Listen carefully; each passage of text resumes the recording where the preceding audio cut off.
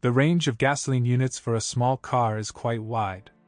It starts with a 75 horsepower 1.25-liter engine.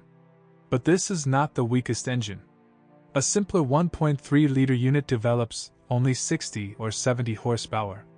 In addition, gasoline engines of 1.4 and 1.6 liters with a capacity of 80 and 100 horsepower were installed, respectively.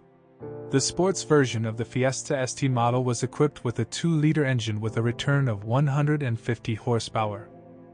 For a small hatchback, diesel units of the TDCi family, developed jointly with PSA, were also provided.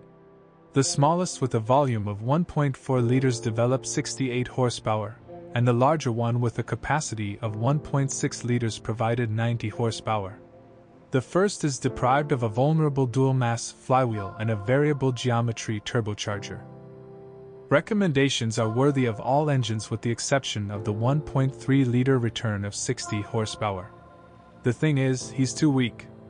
It is better to choose its 70-strong modification.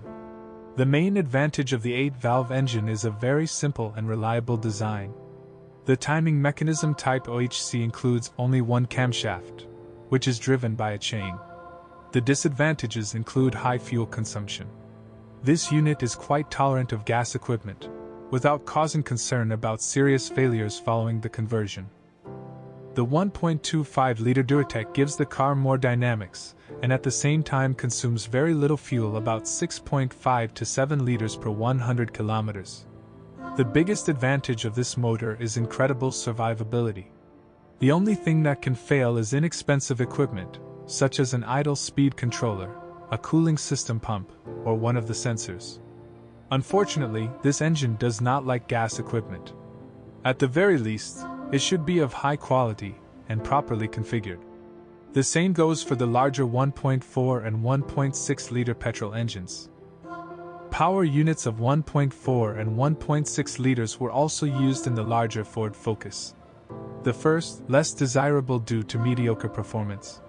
The second is much more energetic and provides enough power for a dynamic ride. The engine itself is very reliable. Malfunctions are extremely rare, and even then because of attachments. The same can be said about the 1.4-liter engine. After 200,000 kilometers, gasoline units tend to increase oil consumption. The 1.38V and 2.016V engines have a timing chain. The rest of the 16-valve petrol units use a toothed belt. Valve clearance will need to be adjusted with age. It is performed by the selection of glasses. Only in 1.3 hydraulic gap compensators are installed. Diesels are a completely different story. Both engines are nothing more than French HD, but with attachments prepared by Ford. The 1.4-liter unit was offered only in the 8-valve version with 68 horsepower. It is structurally simpler, does not have a dual-mass flywheel and expensive equipment.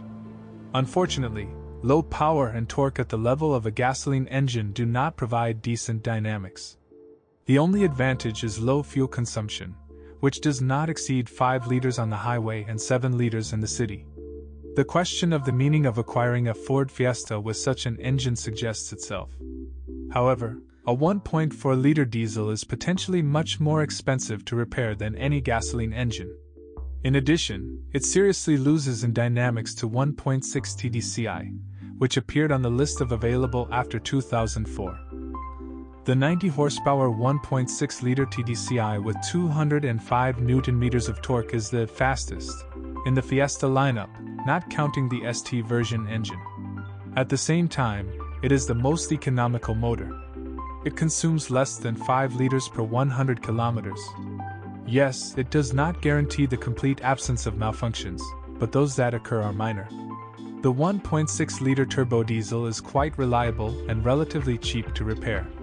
There are quite a few reports on the internet about problems with 1.6 TDCi/HD, but the vast majority of them concern the 109 horsepower modification of the engine.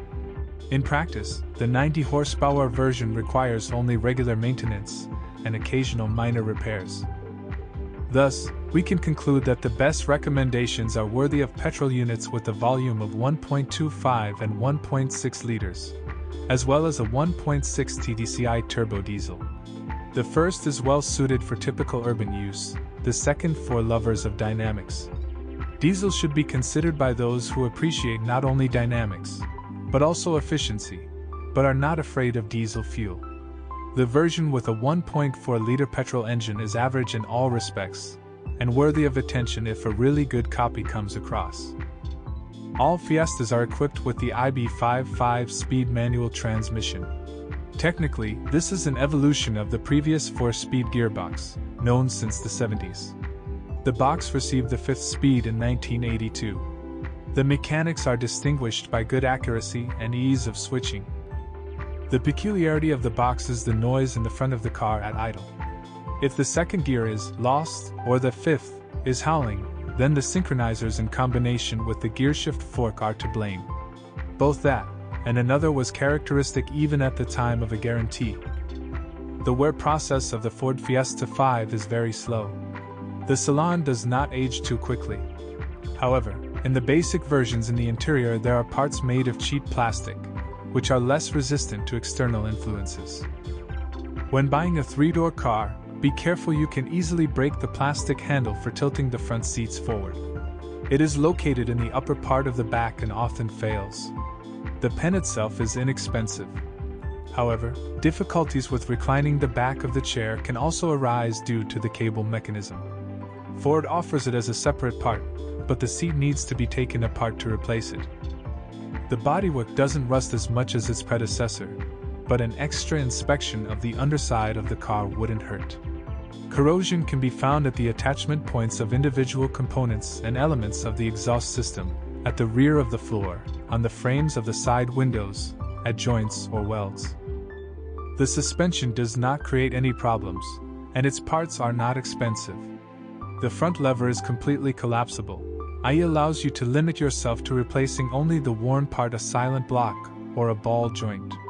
Diesel modifications are characterized by rapid wear of wheel bearings and CV joints. Petrol Fiestas had a classic hydraulic power steering, while diesel Fiestas had an electro-hydraulic one.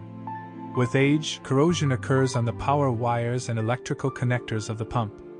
In this case, the steering wheel becomes heavier from time to time. It is difficult to find fault with the reliability of the Ford Fiesta, since there are practically no typical malfunctions. This is eloquently evidenced by the reliability ratings, which greatly raised Ford's position in its time. The car to this day is considered exceptionally trouble-free. The operating costs of the Ford Fiesta can be attributed to very low. And the point here is not only high reliability, but also cheap and readily available substitutes. The car has a fairly simple design. Therefore, any mechanic can handle the fifth Fiesta, and maintenance can be done on your own. The only thing that is expensive is the rear brake drums, but they rarely need to be replaced.